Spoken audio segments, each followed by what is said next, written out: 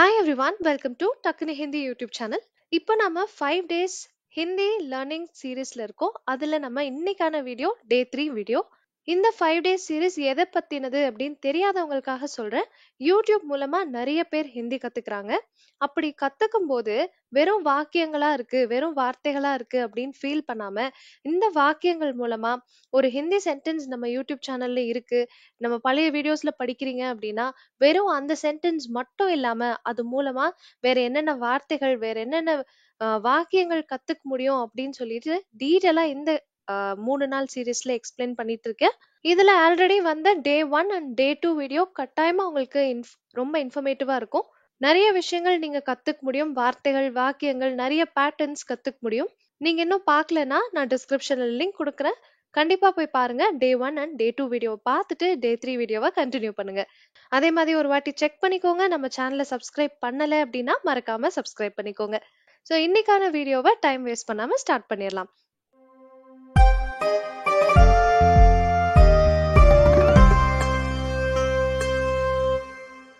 டே 1ல ஒரு கிளிப்பிங் பார்த்தோம், டே 2ல ஒரு கிளிப்பிங் பார்த்தோம், இன்னைக்கும் ஒரு கிளிப்பிங் பார்த்துடலாம். 3லயும் 1 அல்லது 2 சென்டென்சஸ் தான் வரும், அதை வச்சு நிறைய சென்டென்சஸ் நம்ம மேக் பண்ணோம். இன்னைக்கு வீடியோவும் அப்படிதான் இருக்க போது, ஸ்டார்ட் பண்ணிடலாம். नैना से क्या कहना, वाह। एक्चुअली नैना का एक मेंटल प्रॉब्लम, उसे लगता है कि जो भी उससे प्यार करता है उसे छोड़कर चला जाता है। இந்த கிளிப்பிங்ல பார்த்த சென்டென்ஸ் ரொம்ப ஃபாஸ்டா இருந்திருக்கலாம், அதனால ஒரு வாட்டி தமிழ் அதாவது இங்கிலீஷ்ல உங்களுக்கு வாசிக்க முடியும்னா வாசிங்க. சிலருக்கு ஹிந்தியே வாசிக்க தெரியும், அவங்க கீழே இருக்கிறத வாசிச்சுக்கோங்க. நான் ஏன் தமிழ்ல எழுதல அப்படின்னா, நிறைய பேர் கேக்குறீங்க தமிழ்ல வந்து ஹிந்தி வார்த்தைகளை எழுதுங்க அப்படின்னு சொல்லிட்டு. நான் ஏன் தமிழ்ல எழுதுறது இல்லை அப்படின்னா, தமிழ்ல கான்னு எழுதுனா ஒரே ஒரு கா தான் இருக்கு, ஆனா ஹிந்தில அதுல 4 சவுண்ட் இருக்கு.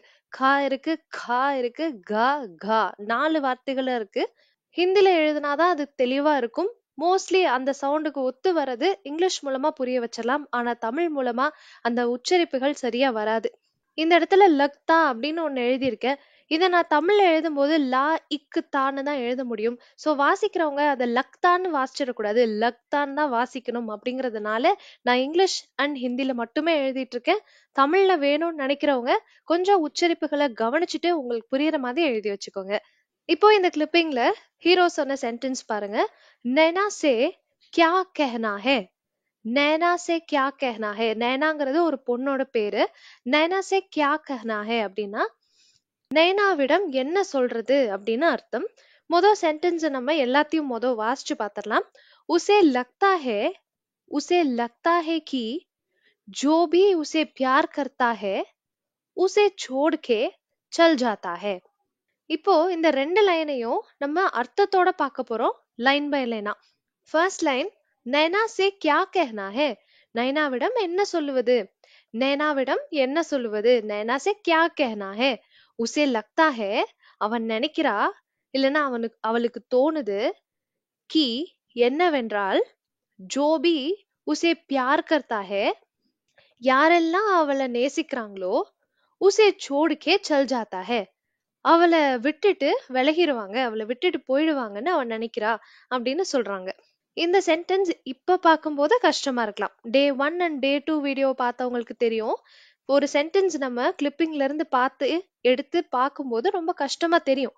ஆனா அதை பிரேக் டவுன் பண்ணி நம்ம சின்ன சின்ன விஷயங்கள் கத்துக்கிட்டு அதுக்கப்புறம் இந்த சென்டென்ஸ்க்கு வரும்போது இந்த சென்டென்ஸ் அவ்வளோ ஈஸியா தெரியும். அதே தான் இன்னைக்கும் பண்ண போறோம். மொதல் எங்க இருந்து ஆரம்பிக்கலாம்னா, நெனா சே. இந்த சேங்கிற வார்த்தை எங்க யூஸ் பண்றோம், எப்படி யூஸ் பண்றோம் அப்படிங்கறத பார்க்க போறோம். இந்த இடத்துல நைனா சே அப்படின்னா நேனாவிடம், நேனாவிடம். சேயோட அர்த்தம் என்னதுங்க, இடம். இன்னும் கொஞ்சம் கரெக்டா சொன்னா விடம்னு வரும். இதுவே ரோஹன் சே அப்படின்னு சொல்லியிருந்தா ரோஹனிடம், ரோஹனிடம். முஜுசேன்னு சொல்லியிருந்தா என்னிடம், என்னிடம். சோ பேர்கள் வரும்போது பேரை அப்படியே போட்டு ரோஹன் நேனா அப்படின்னு போட்டு சேவை போட்டுறீங்க. ஆனா என்னிடம்னு சொல்லும் போது மே சே சொல்ல முடியாதுங்க, நான்னா மே. ஆனா என்னிடம்னு வரும்போது முஜுசேன்னு சொல்லணும். முஜுசே, இந்த வார்த்தை ஞாபகம் வச்சுக்கோங்க. என்னிடம் சொல்லு, என்னிடம் கேளு அப்படின்னு நீங்க அடுத்த வாட்டி சொல்றீங்கன்னா முஜுசேவை யூஸ் பண்ணுங்க.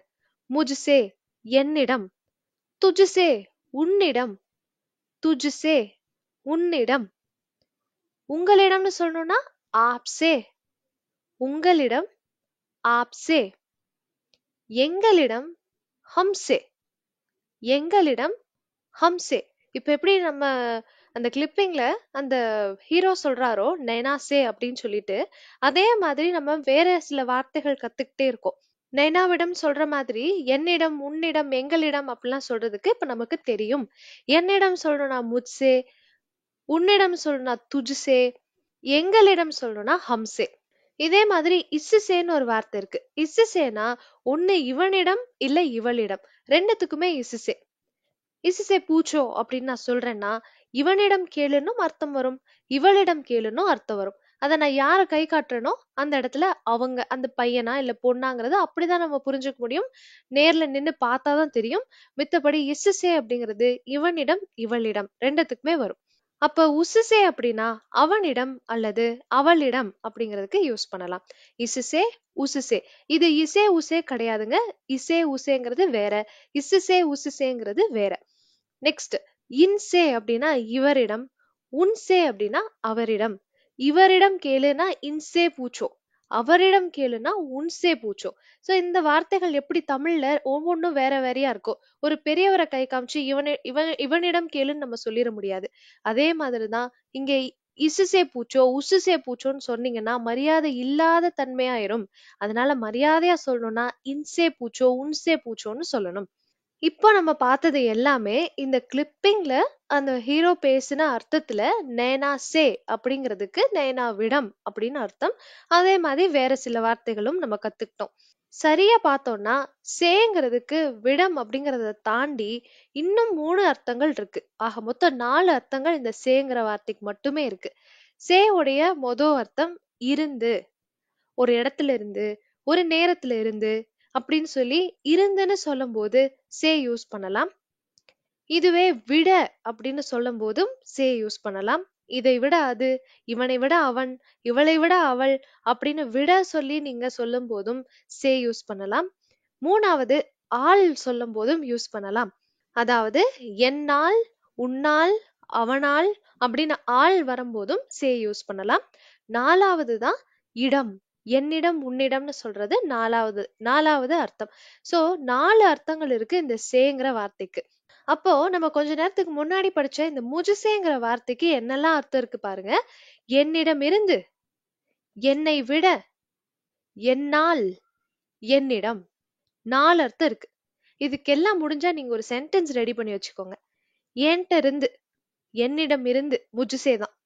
என்னை விட, என்னை விட முஜுசே, என்னால் முஜுசே, என்னிடம் முஜுசே. இந்த மாதிரி நம்ம படிச்ச ஒவ்வொரு வார்த்தைக்கும் 4 அர்த்தம் இருக்கு. இருந்து, விட, ஆள், இடம் அப்படிங்கிற 4 அர்த்தத்திலயும் இந்த சே யூஸ் பண்ணிக்கலாம். இப்ப சேவை பத்தின ஃபுல் டீடைல்ஸ் நம்ம கத்துக்கிட்டாச்சு. சேக்கு 4 அர்த்தம் இருக்கு. அந்த சே வந்து வெறும் நேம்ஸோட சேரும்போது எப்படி இருக்கும், இதுவே என்னிடம் உன்னிடம் சொல்லணும்னா அது எப்படி மாறும் அப்படிங்கிற எல்லா டீடைல்ஸும் நம்ம பார்த்தாச்சு. இப்போ இந்த லைனுக்கு திரும்ப வரலாம். நைனா சே அப்படின்னா நைனா விடம் அப்படின்னு தெரிஞ்சிருச்சு. கியா கெஹனா ஹே, கியா கெஹனா ஹேன்னு சொல்றாங்க அந்த கிளிப்பிங்ல அந்த ஹீரோ சொல்றது. நைனா சே கியா கெஹனா ஹே அப்படின்னு. சோ நைனா சேனா நைனாவிடம் தெரிஞ்சிருச்சு. கியா கெஹனா ஹேனா என்ன அர்த்தம்னு பாத்திரலாம். கியானா என்ன, கெஹனா ஹே அப்படின்னா சொல்லணும், என்ன சொல்லணும், என்ன சொல்றது அப்படின்னு கேக்குறதுக்கு தான் கியா கெஹனா ஹேவை யூஸ் பண்ணுவாங்க. எப்பவுமே ஞாபகம் வச்சுக்கோங்க, ஒரு செயல் கஹ் மாதிரி ஒரு செயல் கூட நாவையும் ஹேவையும் சேர்க்கிறாங்கன்னா, நம்ம தமிழ்ல வேண்டும்னு சொல்லுவோம் இல்லையா, என்ன சொல்ல வேண்டும், சுத்த தமிழ் நான் சொல்லும் போது என்ன சொல்ல வேண்டும் அப்படின்னு கேக்குற மாதிரி அர்த்தமாயிரும் கியா கெஹனா ஹே. நான் இங்க தமிழ் ஸ்டேட்மெண்ட் எழுதி இருக்கிறது பேச்சு வழக்கு தமிழ்ல எழுதியிருக்கேன். இதுவும் நிறைய பேர் கமெண்ட்ஸ்ல சொல்றீங்க, சஜஷன்ஸ் கொடுக்குறீங்க. சிலர் வந்து பேச்சு வழக்கு தமிழ் வேணும்னு கேக்குறாங்க. நான் சில நேரம் பேச்சு வழக்கு தமிழ்ல எழுதும் போது இந்த தமிழ் பிழையா இருக்குன்னு சொல்றாங்க. சோ கொஞ்சம் புரிஞ்சுக்கோங்க, நான் சில நேரங்கள்ல பிழையான தமிழ் எழுதுற மாதிரி இருக்கும். ஆனா அது பேச்சு வழக்குல உங்களுக்கு புரியணுன்றதுக்காக அப்படி எழுதியிருக்கேன். ஏன்னா நம்ம பேச்சு வழக்குல என்ன சொல்ல வேண்டும், என்ன செய்ய வேண்டும்னு நம்ம கேக்குறது இல்லை இல்லையா. அதே நான் அந்த காரணத்தினால என்ன சொல்லணும், என்ன செய்யணும் அப்படின்றத உங்களுக்கு புரிய வைக்கணுன்றதுக்காக இந்த மாதிரி எழுதுறேன். இப்போ இந்த டாபிக்கு திரும்ப வரலாம். கியா கெஹனா ஹேனா என்ன சொல்லணும். அப்போ இதே மாதிரி இன்னும் கொஞ்சம் சென்டென்ஸ் பார்க்கலாம். மறுபடியும் என்ன சொல்லணும்னு சொல்றதுக்கு கியா கெஹ்னா ஹேன்றது மாதிரியே இன்னொரு வார்த்தை கூட இருக்கு, கியா போல்னா ஹே. கியா போல்னா ஹே அப்படின்னா என்ன சொல்லணும். அதுக்கப்புறம் என்ன செய்யணும்னு கேட்கணும்னா கியா கர்னா ஹே. கியா கர்னா ஹே, என்ன செய்யணும். நீங்க யூஸ் பண்ணி பாருங்க. இதுக்கப்புறம் எங்கேயாவது உங்களுக்கு இந்த வார்த்தை தேவைப்படுதுன்னா என்ன செய்யணும்னு கேட்கணும்னு வச்சுக்கோங்களேன், இந்த வார்த்தையை ஞாபகம் வச்சுக்கோங்க. கியா கர்னா ஹே, கியா கர்னா ஹே. என்ன பார்க்கணும், அங்க பாரு அதை பாருன்னு சொல்றாங்க. என்ன பார்க்கணும் அப்படின்னு கேக்குறீங்க, கியா தேக்னா ஹே, கியா தேக்னா ஹே. என்ன படிக்கணும், படி படின்னு சொல்றாங்க. என்ன படிக்கணும்னு கேட்கணும், கியா பட்னா ஹே, கியா பட்னா ஹே. அதே மாதிரி இந்த வார்த்தை எல்லாருக்கும் தேவைப்படும். மோஸ்ட்லி லேடிஸ்க்கு ஒவ்வொரு வீட்லயும் என்ன சமைக்கணும், என்ன சாப்பாடு செய்யணும் அப்படின்னு கேட்கணும்னா கியா கானா பனானா ஹே, கியா கானா பனானா ஹே. கியா பனானா ஹேன்னு கூட சொல்லலாம். என்ன சமைக்கணும், கியா கானா பனானா ஹேனா என்ன சாப்பாடு செய்யணும்னு அர்த்தம். அதே மாதிரி என்ன எடுக்கணும் அப்படின்னா கியா லேனா ஹே, கியா லேனா ஹே. லேனா எடுக்கிறது, கியா லேனா ஹே அப்படின்னா என்ன எடுக்கணும். இதே மாதிரி என்ன கொடுக்கணும்னு சொல்லணும்னா கியா தேனா ஹே, கியா தேனா ஹே. அவனுக்கு குடு அப்படின்னு சொல்றீங்க, என்ன கொடுக்கணும், என்ன கொடுக்கணும்னு சொன்னாதானே நான் கொடுக்க முடியும்னு நீங்க கேக்குறீங்க. அப்ப கியா தேனா ஹேன்னு கேட்கணும். கியா தேனா ஹே, என்ன கொடுக்கணும். சோ கிளிப்பிங்ல அவர் சொன்ன ஒரு சென்டென்ஸை வச்சு நிறைய சென்டென்ஸ் நம்ம மேக் பண்ணிக்கிட்டோம். கியா கெஹனா ஹேன்னு சொன்னது மாதிரி கியா லேனா ஹே, கியா தேனா ஹே, கியா கர்னா ஹே, இது எல்லாத்தையும் நம்ம மேக் பண்ணிக்கிட்டோம். எல்லாத்துக்கும் ஒரே மாதிரி தான் அர்த்தம் வரும். இந்த நும்னு தமிழ்ல முடியக்கூடியது, அதாவது சுத்த தமிழ்ல சொன்னா என்ன செய்ய வேண்டும், எங்க போக வேண்டும், இந்த மாதிரி வேண்டும் வரும்போது நீங்க இந்த நாஹே போட்டு முடிச்சுக்கலாம். அது எப்பவுமே தப்பாகாது, பிரச்சனையே இல்லை. இப்போ இந்த ஃபர்ஸ்ட் சென்டென்ஸ் பார்க்கும்போது உங்களுக்கு கிளியரா புரியும். நைனா சே கியா கெஹனா ஹே, நைனா சே நைனாவிடம், கியா கெஹனா ஹே என்ன சொல்லணும், என்ன சொல்ல வேண்டும். நைனா சே கியா கெஹனா ஹே, நைனாவிடம் என்ன சொல்லுவது, என்ன சொல்ல வேண்டும். அடுத்த வார்த்தை எடுத்துக்கோங்க, உசே லக்தா ஹே. ஃபர்ஸ்ட் இந்த உசே லக்தா ஹேவை இன்னொரு விதத்திலையும் சொல்லலாம், உஸ்கோ லக்தா ஹே. உசே லக்தா ஹேனாலும் ஒண்ணுதான், உஸ்கோ லக்தா ஹேனாலும் ஒண்ணுதான். அப்போ உங்களுக்கு என்ன தெரியுது, உசேங்கிற வார்த்தையும் உஸ்கோங்கிற வார்த்தையும் ஒண்ணு. இதை நீங்க மாத்தி மாத்தி யூஸ் பண்ணிக்கலாம். உங்களுக்கு உசேங்கிற வார்த்தை பிடிச்சிருந்தா அதை யூஸ் பண்ணுங்க, இல்ல உஸ்கோங்கிற வார்த்தை பிடிச்சிருந்தா அதையும் யூஸ் பண்ணிக்கலாம். ரெண்டும் ஒரே வார்த்தை தான். உஸ்கோ லக்தா ஹே அப்படின்னா அவள் நினைக்கிறாள் இல்ல அவன் நினைக்கிறான்னு அர்த்தம். இந்த இடத்துல நைனா அப்படின்ற ஒரு பொண்ணை பத்தி பேசிட்டு இருக்காங்க, அதனால அவள் நினைக்கிறாள் அப்படின்னு அந்த ஹீரோ சொல்றாரு. இப்போ ஒரு பையனை பத்தி பேசிட்டு இருக்கும் போது கூட உசே லக்தாஹேன்னு சொல்லியிருந்திருக்கலாம், இல்ல உஸ்கோ லக்தாஹேன்னு சொல்லியிருந்திருக்கலாம். அப்ப அர்த்தம் மட்டும் மாறிக்கும், அவன் நினைக்கிறான் அப்படின்னு அர்த்தம் மாறிக்கும். அதை நாம தான் புரிஞ்சுக்கணும். யார பத்தி பேசுறாங்க அப்படிங்கறத ஞாபகத்துல வச்சுட்டு அவங்க உஸ்கோங்கிறது ஒரு பையனை பத்தியா இல்ல ஒரு பொண்ணை பத்தியா அந்த இடத்துல இருந்து பார்க்கும்போது நம்மளே புரிஞ்சுப்போம். இதே மாதிரி நிறைய நேரங்கள்ல நமக்கு தேவைப்படுற ஒண்ணு நான் நினைக்கிறேன்னு சொல்றது. இன்னைக்கு மழை வரும்னு நினைக்கிறேன், நாளைக்கு லீவுன்னு நினைக்கிறேன். சோ இந்த மாதிரி நினைக்கிறேன்னு சொல்லுவோம். அது எப்படி சொல்றதுன்னே தெரியாது நமக்கு ஹிந்தில. இதுதாங்க வார்த்தை முஜே லக்தா ஹே. முஜே லக்தா ஹே அப்படின்னா நான் நினைக்கிறேன், எனக்கு தோணுது. எனக்கு தோணுதுன்றதுதான் கரெக்டான மீனிங். இருந்தாலும் நான் நினைக்கிறேன்னு சொல்றதுக்கு முஜே லக்தா ஹேவை தான் யூஸ் பண்ணி ஆகணும். இதுக்கு ஒரு சென்டென்ஸ் நான் ரெடி பண்ணிருக்கேன், அதையும் பாத்துருங்க. முஜே லக்தா ஹே ஆஜ் பாரிஷ் ஹோகி. முஜே லக்தா ஹே நான் நினைக்கிறேன், ஆஜ் இன்று, பாரிஷ் மழை, ஹோகினா பெய்யும். ஆஜ் பாரிஷ் ஹோகி அப்படின்னா இன்று மழை பெய்யும். முஜே லக்தா ஹேங்கிறத நம்ம ஃபர்ஸ்டே போட்டுருவோம் ஹிந்தில. தமிழ்ல என்ன செய்வோம், இன்னைக்கு மழை பெய்யணும்னு நினைக்கிறேன், நினைக்கிறேங்கிறத லாஸ்ட்ல போடுவோம். தமிழ்ல லாஸ்ட்ல வரக்கூடியது ஹிந்தில முதல்லயே வந்துடும். முஜே லக்தா ஹே ஆஜ் பாரிஷ் ஹோகி, நான் நினைக்கிறேன் இன்னைக்கு மழை வரும்னு. முஜே லக்தா ஹே மாதிரி ஆப்கோ லக்தா ஹேன்னு ஒரு வார்த்தை இருக்கு. அது நீங்க நினைக்கிறீங்கன்னு அர்த்தம். நீங்க நினைக்கிறீங்க அப்படின்னா ஆப்கோ லக்தா ஹே. நீங்க என்ன நினைக்கிறீங்க அப்படின்னு கேட்கணும்னா ஆப்கோ கியா லக்தா ஹே, ஆப்கோ கியா லக்தா ஹே. நீங்க என்ன நினைக்கிறீங்க இல்ல உங்களுக்கு என்ன தோணுது அப்படின்னு கேட்கும்போது ஆப்கோ கியா லக்தா ஹேன்னு கேட்கலாம். இதுவே உனக்கு என்ன தோணுது, நீ என்ன நினைக்கிற அப்படின்னு கேட்கணும்னா துஜே கியா லக்தா ஹே, துஜே கியா லக்தா ஹே. இந்த வார்த்தைகள் எல்லாம் கண்டிப்பா தேவைப்படும் உங்களுக்கு.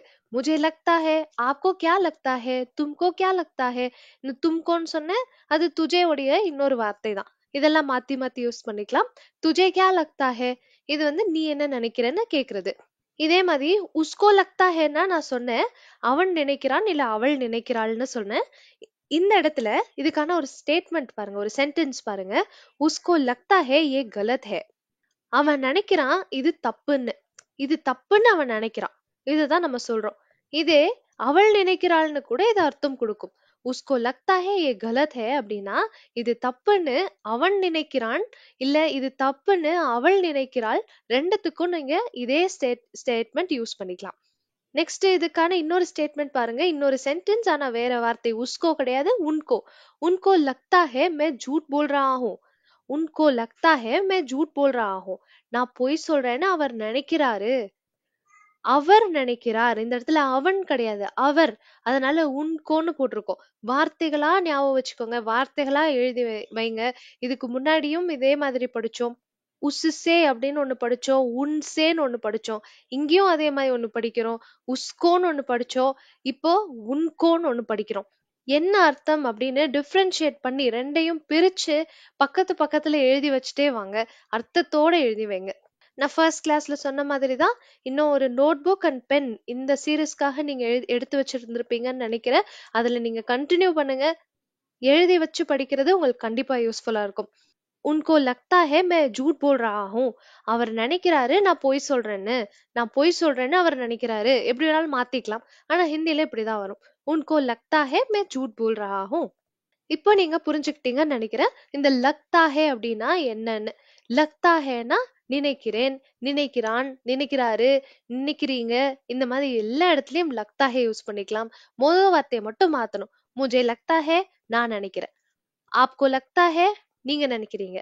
உஸ்கோ லக்தா ஹே அவள் நினைக்கிறாள், இல்ல அவன் நினைக்கிறான். உன்கோ லக்தா ஹே அவர் நினைக்கிறார். சோ இந்த மாதிரி நீங்க ஃபர்ஸ்ட் வார்த்தையை மட்டும் மாத்திக்கங்க, லக்தா ஹேவை யூஸ் பண்ணுங்க. நினைக்கிறேன், நினைக்கிறான் அப்படிங்கறத நீங்க ஈஸியா சொல்லிடுவீங்க. இப்போ இந்த சென்டென்ஸ்க்கு வரலாம். உசே லக்தா ஹே கி. அவள் நினைக்கிறாள். கீனா என்னவென்றால். என்னவென்றால்னு சொல்லுவோம் இல்லையா, அதுதான் வந்து இந்த கி. ஜோபி அடுத்த வார்த்தை ஜோபி. இந்த ஜோங்கிற வார்த்தை, ஜோபிங்கிற வார்த்தை நிறைய பேர்த்துக்கு குழப்பம் இருக்கு. இத பத்தி நம்ம ஆல்ரெடி ஒரு வீடியோ போட்டிருக்கோம். இருந்தாலும் சிம்பிளா உங்களுக்கு புரியுற மாதிரி இந்த வீடியோலயே எக்ஸ்பிளைன் பண்ணிடுறேன். ஜோபிக்கு ஆக்சுவலா ரெண்டு அர்த்தம் இருக்குங்க. ஒரு அர்த்தம் யாரெல்லாம், யாரு இல்லைன்னா யாரெல்லாம் அப்படிங்கிறது ஃபர்ஸ்ட் அர்த்தம்.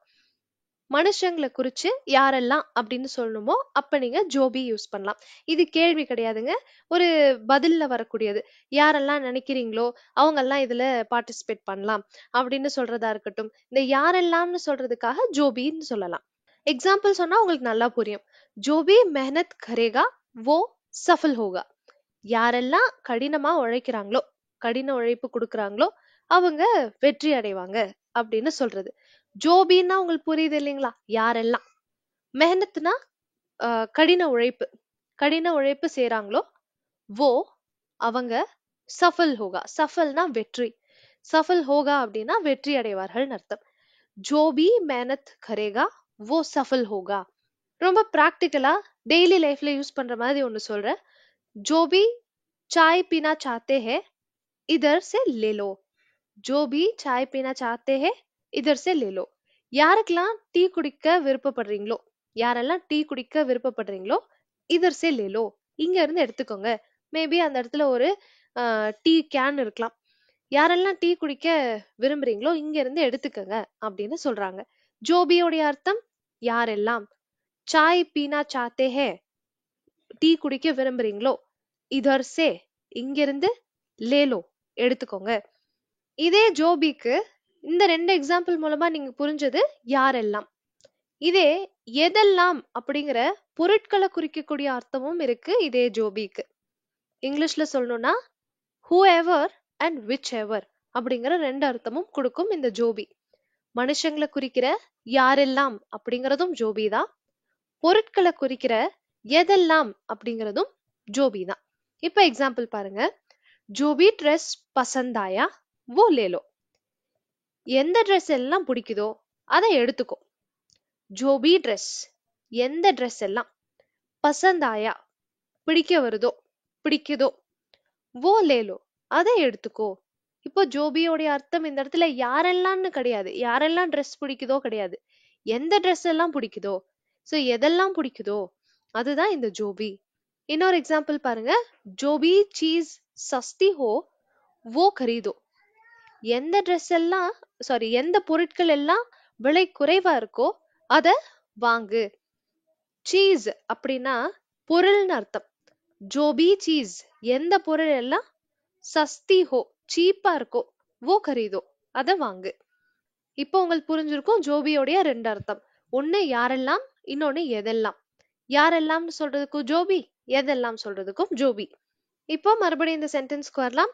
நைனா சே கியா கஹனா ஹே, நைனாவிடம் என்ன சொல்லுவது. உசே லக்தா ஹே, அவளுக்கு தோணுது, அவன் நினைக்கிறா. கி என்னவென்றால், ஜோபி யாரெல்லாம், இந்த இடத்துல யாரெல்லாம் அந்த சென்டென்ஸை பொறுத்து மாறும். யாரெல்லாம் உசே பியார் கர்த்தா ஹே, உசேனா அவளை, பியார்னா நேசிக்கிறது, காதல் செய்வது, இல்ல விரும்புவது, இது எல்லாமே பியாருக்குள்ள வரும். பியார் கர்த்தா ஹே, யாரெல்லாம் அவளை நேசிக்கிறாங்களோ, உசே சோடுகே, அவளை விட்டுட்டு, சல் ஜாத்தா ஹே, போயிடுறாங்க. உசே சோடு, உசேனா அவளை, சோடுனா விட்டுட்டு, சோடுகே அப்படின்னா விட்டுட்டு, சல் ஜாத்தா ஹேனா போயிடுறாங்க. இந்த மாதிரி அவன் நினைக்கிறா அப்படின்னு இந்த ஸ்டேட்மெண்ட்ல சொல்றாங்க. ஃபர்ஸ்ட் பார்த்ததுக்கும் இப்ப பார்க்கும் போதும் உங்களுக்கு டிஃபரன்ஸ் தெரிஞ்சிருக்கும். இந்த லக்தா ஹேனா என்ன, கேனா ஹே, அதே மாதிரி ஜோபி, இந்த மாதிரியான வார்த்தைகள் உங்களுக்கு இப்ப புரிஞ்சிருக்கும். இப்ப உங்களுக்கான 4 கேள்விகள். சே உடைய 4 அர்த்தம் என்ன? 4 அர்த்தமுமே ஞாபகம் இல்லைனாலும் அட்லீஸ்ட் 2 அர்த்தம் சொல்லுங்க. சேக்கு மொத்தம் 4 அர்த்தம் இருக்கு, நம்ம பார்த்தாச்சு. ஞாபகம் வச்சு ஆகணும், ஏன்னா ஹிந்தில பேசும்போது ஒவ்வொரு நேரம் சேக்கு ஒவ்வொரு அர்த்தம் வச்சு அந்த ஸ்டேட்மெண்ட்ல அவங்க சொல்லுவாங்க, இல்ல நாமளே யூஸ் பண்ண வேண்டி வரும். அப்ப அந்த 4 அர்த்தங்களும் என்னென்னன்னு சொல்லுங்க, ஞாபகம் வச்சு சொல்லுங்க. உடனே ஞாபகம் வரலனாலும் அட்லீஸ்ட் 2ஆவது இப்ப நீங்க சொல்ல ட்ரை பண்ணுங்க. இந்த ஆன்சர்ஸ்லாம் வழக்கம் போல டே 1 அண்ட் டே 2ல இருந்த மாதிரியே இதை நீங்க கமெண்ட் செக்ஷன்ல சொல்லுங்க. அடுத்தது, நினைக்கிறேன்னு சொல்றதுக்கு என்ன வார்த்தை யூஸ் பண்றது? நான் நினைக்கிறேன், இல்லைன்னா நினைக்கிறேன் அப்படின்னு சொல்றதுக்கு என்ன வார்த்தை யூஸ் பண்றது? நெக்ஸ்ட், என்ன செய்யணும்னு கேட்கணும்னா, என்ன செய்யணும் அப்படின்னு கேட்கணும்னா நும்ல முடியுது. என்ன செய்ய வேண்டும்னு கேட்கணும். என்ன போடணும்னு நமக்கு தெரியும். அந்த செயல்கள் கூட 2 வார்த்தையை ஆட் பண்ணுவோம். அது என்னன்னு யோசிச்சு பதில் சொல்லுங்க. 3 கேள்வி ஆச்சு. 4வது கேள்வி, யாரெல்லாம் அப்படின்னு சொல்லணும்னா என்ன வார்த்தை யூஸ் பண்ணுவீங்க? யாரெல்லாம், இது வந்து கேள்வி கிடையாது, பதில்ல வரக்கூடிய யாரெல்லாம். யாரெல்லாம் படிச்சிருக்கீங்களோ அவங்க எல்லாம் எக்ஸாம் போங்கன்னு சொல்லணும். இந்த மாதிரி யாரெல்லாம்னு சொல்றதுக்கு என்ன வார்த்தை யூஸ் பண்ணுவீங்க? இந்த 4 கொஸ்டின்ஸ்க்கான ஆன்சர்ஸும் கமெண்ட் செக்ஷன்ல சொல்லுங்க. இந்த வீடியோ யூஸ்ஃபுல்லா இருந்ததா இல்லையான்னு சொல்லுங்க. வேற ஏதாவது சஜஷன்ஸ் இருந்தாலும் சொல்லுங்க. அடுத்த வீடியோல அதை நான் கொண்டு வரேன். நான் ஆல்ரெடி சொன்ன மாதிரி டிசம்பருக்குள்ள இந்த வீடியோஸ்லாம் பார்த்து உங்களுடைய ஹிந்தி நாலேஜை இன்னும் இம்ப்ரூவ் பண்ணிக்கோங்க, நல்லா டெவலப் ஆயிக்கோங்க. இது தனியா படிக்க போரிங்கா இருக்கு, ஞாபகத்துல வரமாட்டேங்குது, வார்த்தைகள் ஞாபகம் வச்சுக்க கஷ்டமா இருக்கு அப்படின்னா உங்க ஃப்ரெண்ட்ஸ் அண்ட் ஃபேமிலி மெம்பர்ஸ்க்கு இந்த வீடியோவை ஷேர் பண்ணி எல்லாரும் சேர்ந்து படிங்க. சேர்ந்து படிக்கும்போது வார்த்தைகள் ஷேர் பண்ணிக்கலாம், கொஸ்டின்ஸ் கேட்டுக்கலாம். இந்த மாதிரி கொஞ்சம் இன்டராக்டிவா இருக்கும். இந்த டே 3 வீடியோ யூஸ்ஃபுல்லா இருந்திருக்கும் நம்புறேன். டே 4 வீடியோல மீட் பண்ணலாம். தேங்க்யூ ஸோ மச் ஃபார் வாட்சிங்.